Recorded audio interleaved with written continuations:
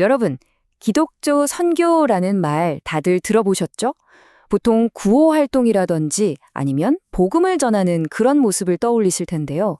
근데 사실 그 이면에는요, 창세부터 시작된 아주 거대한 우주적 드라마가 숨어 있습니다. 오늘 바로 그 장대한 이야기의 핵심을 한번 제대로 파헤쳐 보겠습니다. 자, 그럼 도대체 선교가 뭘까요? 그냥 교회가 하는 여러 활동 중에 하나일까요? 아니면 우리가 생각하는 것보다 훨씬 더 근본적이고 거대한 개념일까요? 오늘 저희는 그 답을 찾아서 이야기의 가장 처음으로 한번 거슬러 올라가 보려고 합니다.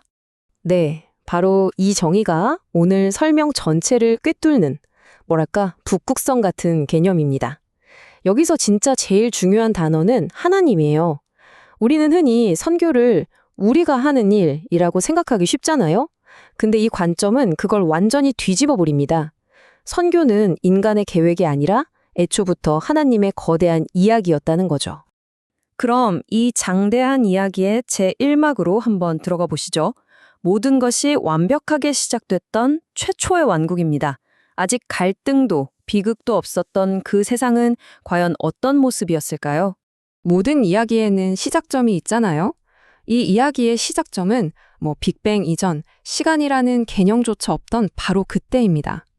이 관점에서 우주의 가장 근본적인 진실은 딱 하나예요. 바로 하나님이 영원한 왕이라는 사실. 이 한 가지 전제가 앞으로 벌어질 모든 사건의 열쇠가 됩니다. 이 구절은 마치 그 왕의 대관식 선언문 같아요. 그냥 아름다운 창양이 아니라 이 우주에서 모든 권위와 영광이 오직 그분에게서만 나온다는 걸 명확히 하는 이 이야기의 헌법 제1조라고 할 수 있죠. 그런데 이 왕은요, 자신의 왕국을 혼자서 막 다스리려고 하지 않으셨어요. 자신의 형상을 따라서 인류를 창조하시고 그들에게 아주 특별한 임무를 주셨습니다.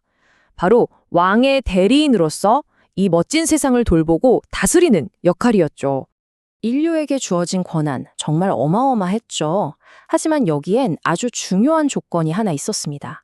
그건 바로 자신들이 진짜 왕이 아니라 왕의 뜻을 따르는 대리인이라는 사실을 절대로 잊으면 안 된다는 거였어요. 모든 통치는 왕이신 하나님의 선한 원칙 안에서만 이루어져야 했습니다. 그리고 바로 이 지점에서 왕과 대리인 사이에 아주 명확한 선이 그어집니다. 이 왕국 전체를 지탱하는 단 하나의 규칙, 바로 무엇이 옳고 그른가, 즉 선과 악을 결정하는 권한은 오직 왕에게만 있다는 것이었습니다. 이건 인류가 절대로 넘어서는 안 될 선이었죠. 바로 이 한 문장이 그 경계선을 상징하는 명령이었습니다. 이게 그냥 과일 하나 먹지 말라는 단순한 금지 조항이 아니에요. 이건 왕과 대리인 사이의 신뢰관계 그 자체였고 또 인류가 왕국 안에서 자신의 자리를 지킬 수 있는 유일한 조건이었습니다. 이제 이야기의 제2막으로 넘어갑니다. 모든 것이 완벽했던 그 왕국이 어떻게 한순간에 무너지고 비극이 시작되었는지 그 결정적인 순간으로 한번 들어가 보겠습니다. 인류가 그 경계선을 넘어버렸을 때 그건 단순한 실수가 아니었습니다. 우주의 질서 자체를 뒤흔든 반역이었고 이 반역은 즉각적으로 두 가지의 치명적인 결과를 가져왔습니다.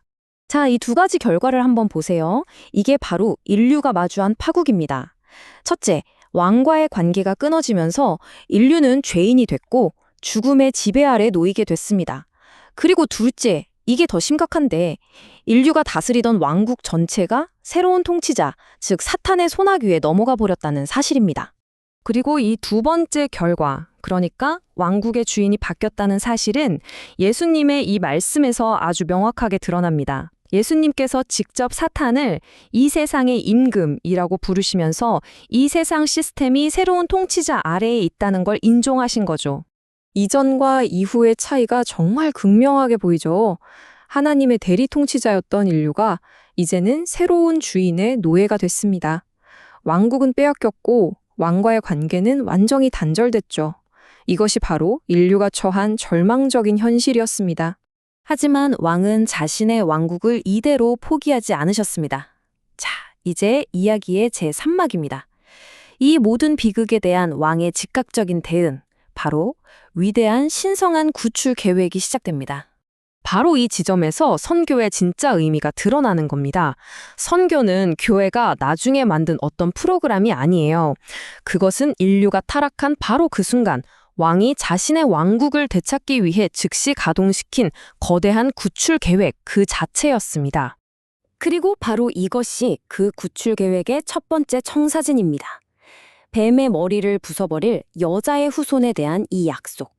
이 고대의 예언이야말로 앞으로 펼쳐질 인류 역사 전체를 이끌어갈 선교의 시작점이자 신학적인 심장이라고 할 수 있습니다. 자, 이제 모든 그림이 맞춰졌죠? 이 관점에서 선교란 대체 뭘까요? 그건 바로 인류의 타락이 낳은 두 가지 문제, 즉 인류의 죄 문제와 빼앗긴 왕국의 총식권 문제, 이 두 가지를 모두 해결하기 위한 하나님의 장대한 구출 서사인 것입니다. 자, 오늘 이야기의 핵심을 딱 정리해 볼까요? 첫째, 선교의 주인은 우리가 아니라 하나님입니다. 둘째, 선교의 목적은 단순히 전도하는 게 아니라 죄의 문제와 빼앗긴 왕국의 통치권 회복, 이 두 가지입니다. 그리고 마지막으로 이 모든 것은 인류 역사가 시작될 때 함께 출발한 거대한 구출작전이라는 것. 이 세 가지만 딱 기억하시면 됩니다. 마지막으로 이 질문을 한번 남겨봅니다. 만약 인류의 역사가 정말 이 거대한 구출 계획이라면 이 이야기의 마지막 장, 그러니까 우리가 지금 향하고 있는 그 최종 목적지는 과연 어떤 모습일까요? 이 관점이 오늘 여러분의 삶과 세상을 보는 눈을 조금이나마 바꿔놓기를 바랍니다.